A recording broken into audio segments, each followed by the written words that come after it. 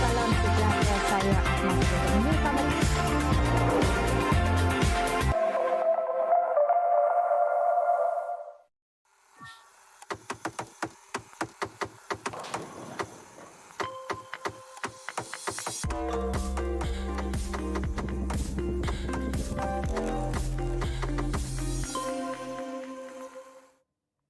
The time now is 5 p.m. and you're now watching TVS News with me, Douglas Elliott. We begin with a top story.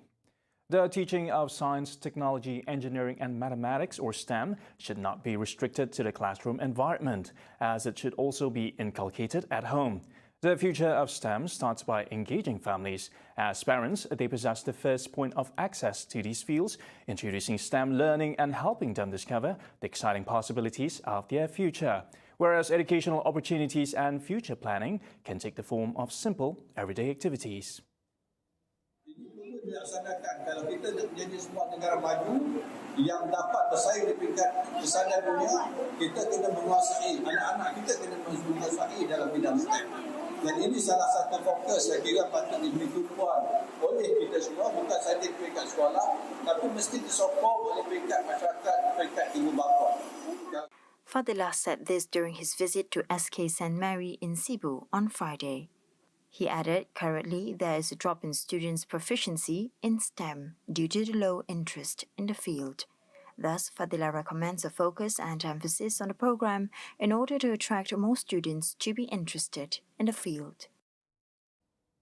The agricultural research and development is a matter of concern, given the adverse impact on agricultural productivity, food security, and environmental sustainability.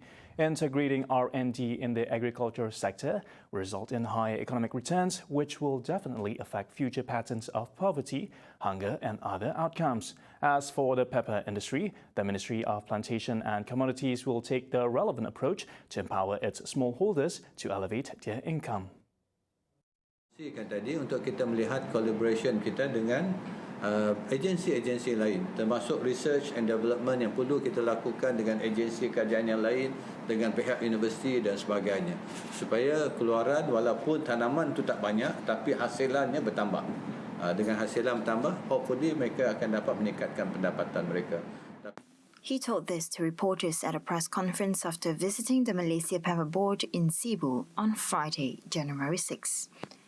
Meanwhile, Fadilah revealed that there are a total of 38,134 small pepper farmers nationwide, with a cultivation area of 8,013 hectares.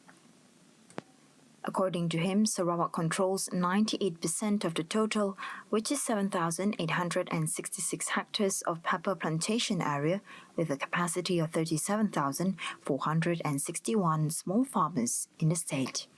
To ensure that pepper from Sarawak continued to be of the best quality, he has disclosed that his ministry will be doing a pilot project in producing organic fertilizer in Song District. He stressed that if the pilot project is successful, the dependence on imported chemical fertilizers will be reduced, thus bringing down the cost of planting. For the record, a total of 928.67 metric tons of black and white pepper were exported in 2022 by the Malaysian Pepper Board MPB Cebu branch. Cebu Division has 494.94 hectares of pepper cultivation area with 3,402 smallholders. The alternative KUCHING Samarahan route opens to commuters today to alleviate the ailing congestion along the expressway. The alternative road connecting Kota Samarahan to BDC Jalan Setia Raja and Jalan Stutong is among the temporary measures in place until the upgrading works along the expressway is completed. When met at the opening of the temporary road on Friday, Kuching City South Council and BKS Mayor Dr. Wee Hong Seng said only a single route is open for now, which cuts through Tabanjaya Baru 2 residential area. The alternative route can only be used by light vehicles with a load limit of 5 tons or less and a speed limit of 30 kilometers per hour.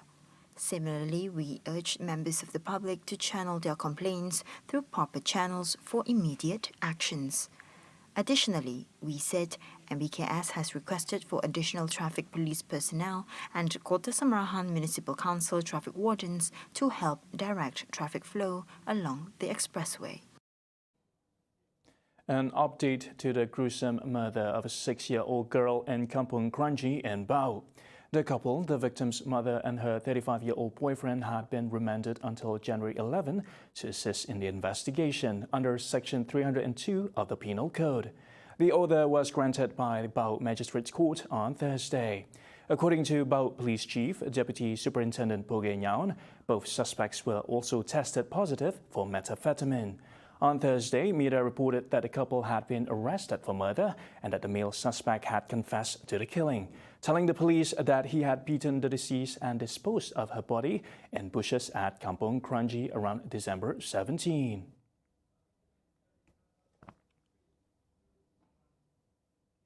Meanwhile, an emergency lifeboat found ashore on Trumbull Beach on Wednesday was believed to be that of cargo ship MV Lider from China. Malaysian Maritime Enforcement Agency MMEA Sarawak Director First Admiral Zin Azman Muhammad Yunus said the vessel was reported to have technical issues while sailing in the waters of Natuna, Indonesia. However, the agency is still waiting for confirmation regarding the matter from the parties involved. The lifeboat will be transferred to a nearby area in Telaga area Kuching for further investigations by the agency and the police. Previously, the mysterious lifeboat Bohai Mingsu 2, based on the exterior part of the vessel, was found drifted ashore on Trumbull Beach on Wednesday. The discovery of the lifeboat went viral on social media platforms. It remains unknown whether the vessel was carrying any crew members. The Kabong International Kite Festival returns after a 3-year hiatus due to the COVID-19 pandemic. According to Kabong Assemblyman Muhammad Chi Kadir, the Premier of Sarawak, Datuk Petinggi Tan Sri Abang Johari Tun Oping, is expected to officiate the event on March 2nd. Chi Kadir revealed that KIKF 2023 will see more entries this year, anticipating 62 participants from all over the world, namely Thailand and Indonesia, as well as local Malaysians to take part. Dari segi domestiknya pula ada 6 negeri dan 2 kelab layang-layang. Jadi kesemua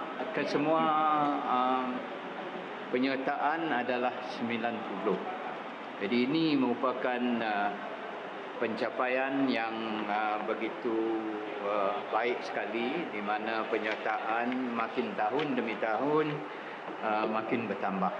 Dan kita di Kabong ini setelah 3 tahun kita menyepi, maka untuk tahun 2023 dan setelah ancaman COVID telah mulai reda, kita telah membuka sempadan kita, maka kita harap penganjuran Kabong International Kite Festival 2023 akan dapat berjalan dengan lancar. During the festival, various programs have been scheduled throughout the festival, which includes cultural stage performances, kite competitions including LED kites, fishing and tug-of-war activities, alongside food stalls selling original Sarawakian food and craft corners where visitors can learn to make a kite.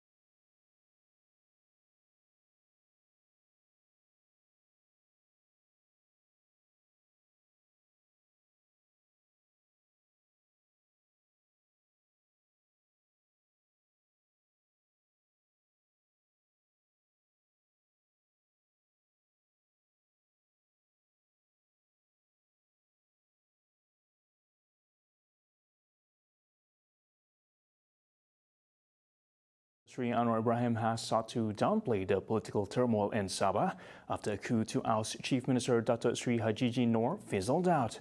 Our reporter in Sabah, Amirul Mukminin, is joining us this evening from Istana Sri Kinabalu.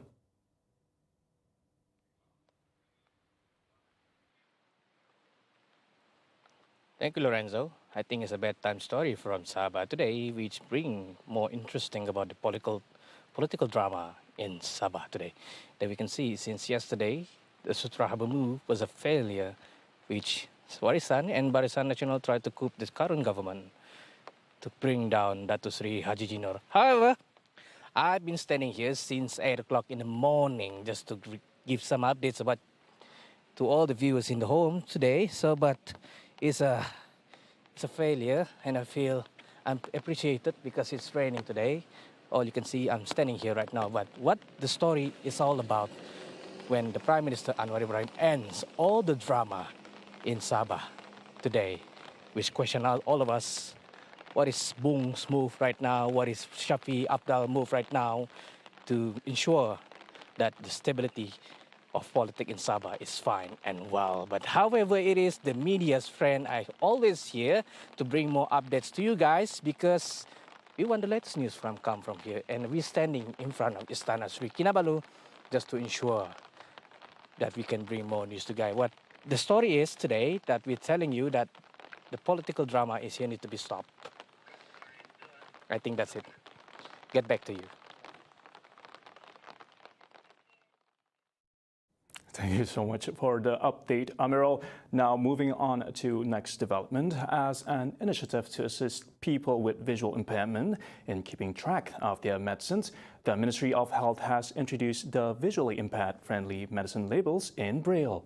Health Minister Dr. Zaliha Mustafa said the labels were created to make it easier for the visually impaired to get quick and accurate information about medicines and prescriptions for them.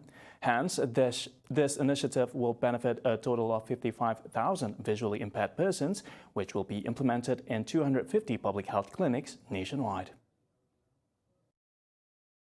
Adding further, she said that Braille labels of the medicines given to visually impaired patients will allow them to read the dosage.